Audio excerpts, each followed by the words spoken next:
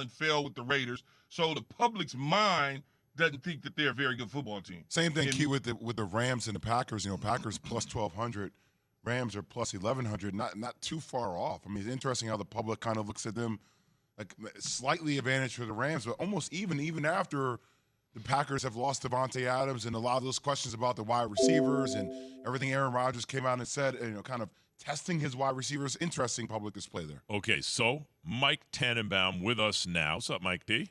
Good morning, gentlemen. What up, baby? Good morning. How are we doing? Doing good. Hello, Michael. So Hello there, Keyshawn. Here's Keys. That was his country club voice he used right there. Yeah, he's got the. Hello, Michael. He's coming in from the country. All right.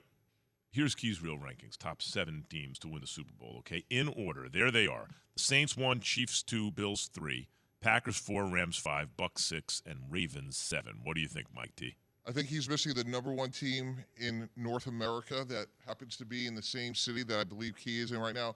Those Los Angeles Chargers are the best team in the NFL. They have the best player in Justin Herbert, and they have the most complete team. And if Derwin James stays healthy, look out, this team will be dominant. I think they had a great offseason when they added guys like J.C. Jackson, who's hurt right now, but he'll be okay. Khalil Mack to finish games. And offensively, guys, they have no holes. They drafted another offensive lineman in the first round, Zion Johnson, Austin Eckler, Mike Williams, Keenan Allen. I think they're the best team in football. Mike T. Go ahead, Key. Mike T, you used to work for Bill Belichick at the Cleveland Browns, right? Yes, sir. And Bill Parcells with the New York Jets. I believe so. Okay. Have you ever heard this before? You don't win Super Bowls in the offseason. So the Chargers can't even get to a playoff game yet. How in the hell am I gonna have them as Super Bowl favorites when they can't even get to the playoffs? Justin Herbert has thrown 69 touchdown passes in his first 2 years, and in his first year, he wasn't even supposed to play. It was only because Tyrod Taylor had a bizarre medical situation that Justin Herbert went in the game. I think him and Patrick Mahomes will be battling it out for the next decade. But this year, when you look at the gains that the Chargers had, the subtractions that the Chiefs had, just think the Chargers are a better team. And when you look at the superpowers of the AFC, be it Buffalo, Cincinnati, and those 2 teams, I think this year the Chargers are the best team. Did the Saints go to the playoffs last year? Hold on. No, the Saints didn't go to the playoffs. Yeah, so that same argument with the Saints. No, it's not the same argument. But it's a different argument. But you're saying, well, hey, they didn't even get to the playoffs last year. They came a game away. Saints were a 9-win team, like the Chargers. A 9-win team with Taysom Hill at quarterback, man. Okay, but Justin Herbert's now going to his 3rd season, and the team got better. And I agree. I think everyone wants it to be Josh Allen, Patrick Mahomes, but I think the battle is Patrick Mahomes, Justin Herbert. Mike, I think those are the 2. One of the conversations we've been having a lot on the show is about Brandon Staley and his ability to learn from those critical mistakes he made last year. Do you think he will be a better version of himself this year? Jay, well, that's a great question. I spent a little time with Coach Staley at the league meetings, and I was really impressed with him. But that's the big question. Like, can he have learned from those mistakes? And sometimes, hey, this guy should be fired. This guy should go. Like, hey, the Chargers invested in Brandon Staley, and hopefully it's going to pay off now, because that is a big question mark. I was impressed with him, and he's one of these people that, there's a lot of people we all know in life that say, oh, I don't care what other people think. I actually think he really doesn't care what other people think. So in terms of how he approaches the game and being aggressive on 4th down, I think he may modify a little bit, but I think he kind of is who he is, and he's very comfortable with that. It's so funny that I didn't even realize we were going to have a conversation about the Chargers as deep as it is. It's so funny, though. I had dinner last night with somebody that, is close to the Chargers program, and we was having dinner, and we were talking about the season and in the games and all of this sort of stuff. And one of the things that he brought up, Jay, Coach Tannenbaum, Jay and Mike, is that first name he brought up was Brandon Staley. Mm-hmm. Yeah, he brought it up, and he didn't bring it up in a glowing, oh, my God, we got the next Vince Lombardi. He got the same conversation that you just had with Mike J. He was trying to have with me about, can he coach? Is he legit? Or did we just see somebody take over for Anthony Lynn, and they battled to a close 9-8 playoff-type situation, and will he cost them again? Hey, Key, let me ask you a question. If you were at that same high-end, affluent dinner a year ago in Cincinnati, Ohio, and you were having the same conversation about Zach Taylor, wouldn't we be saying the same thing? And I work with Zach, but there would have been a massive question mark. Is Zach Taylor good enough? Well, Oh, Yeah, I thought helped. he was Mike T. I helped him find this realtor at the beginning of the season to sell his house for him. so Right, I but- get it. Yeah, I understand it.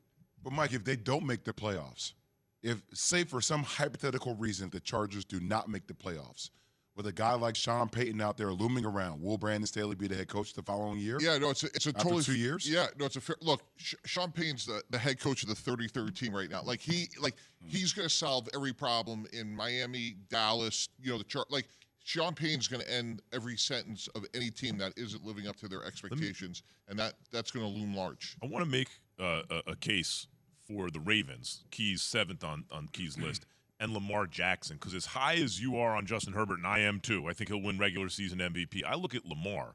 I thought he was awesome last year until he got hurt. He carried the worst team ever because they didn't have any players, right? It was as destroyed a team as any by injury ever.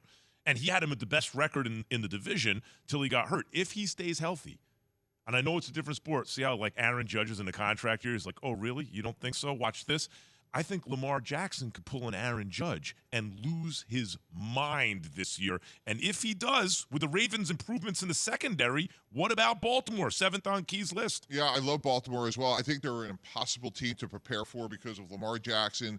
And you think about guys like Isaiah Likely, who's coming on a 4th-round pick, and Mark Andrews and getting back their running back. So I love Baltimore, and I still can't believe they haven't gotten his contract done. We're talking about upwards of $250 million here, and it's shocking to me that we're a couple days away from him playing against the New York Jets, and his deal isn't done. But I think it's a fair point, Max. I think Baltimore wins that division. When I leave, when they play Sunday, right? The game Sunday. Yep. Mm-hmm.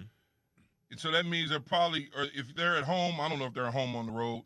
If they wherever it's at, when I leave the building, though, Mike T, on Saturday to go to the hotel or go to the plane, I'm going home. I'll see y'all in a couple weeks. Yeah, no, Key, it's a fascinating development. I'm actually calling the game on ESPN Radio with Steve Levy.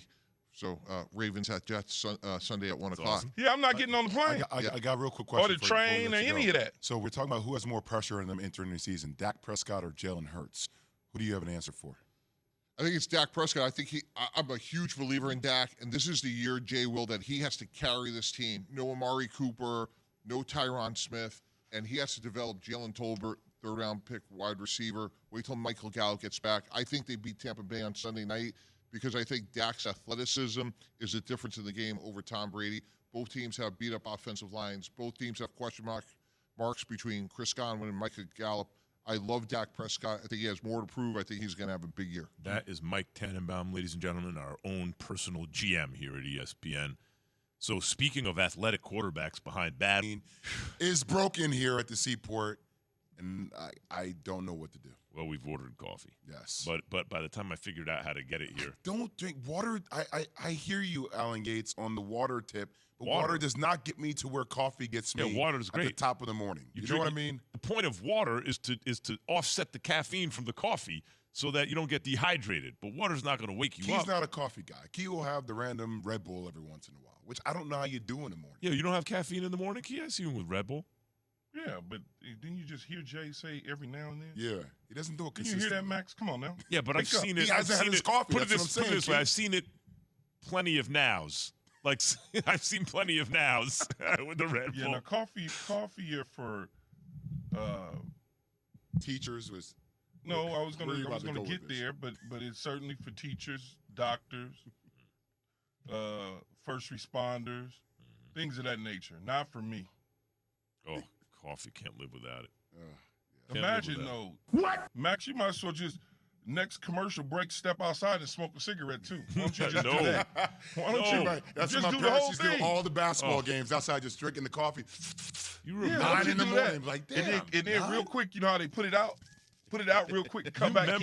You remember when everyone Breathe smoked in all everywhere and and you breathe couldn't on go Jay. out without coming home smelling like cigarette smoke anywhere you went? Come here, on son. an airplane, at a restaurant. at a bar, everywhere you went, you came home, cigarette smoke hanging in your hair, on your clothes. It's what Keith's talking about too, Max. It's the combination of the coffee smell and the cigarette smell. Oh, damn. Yeah. But That sound like parents to a T, Sound man. like somebody's telemarketer or something. Call it, man. Coffee and cigarettes, very different. Are people still doing that? Are we still having coffee and cigarettes in the morning? No, cigarettes. Is that like still Yes. a thing? Who? Yes. No, it Typically- can't be. Absolutely. What industry are you in? It depends on what industry you in, though, too. Okay. Yeah. Best thing Yeah, they did was tax the cigarettes and make it hard for people to smoke. And by the way, I don't care what you do So in your time. disgusting. It's just it smells so bad for me. You want to kill yourself with that stuff, it's up to you. But I don't want to smell it. Oh, it's so disgusting. The worst. I've had one, J-Do, man.